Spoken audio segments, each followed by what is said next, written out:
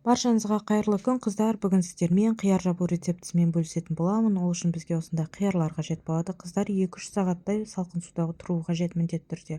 Одан кейін жуып тазалап, екі шетін алып тастаймыз осылай.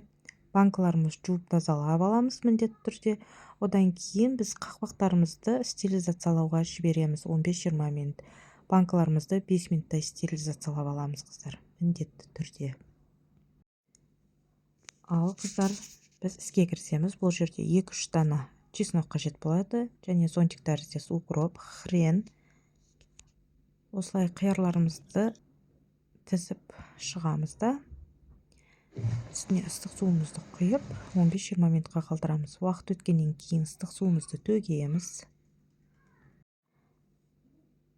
Ал жабуға кірісеміз. Қыздар, толық рецепт төменде болады. Қанша қасық салу керек екенін барлығын жазатын боламыз. Сіздер де жасап көріңіздер.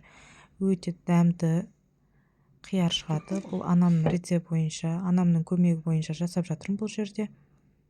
Сіздер де жасап көріңіздер. Ас болсын, сіздермен болған Ильясова Еңлік. Толық рецепт төменде болады қыздар.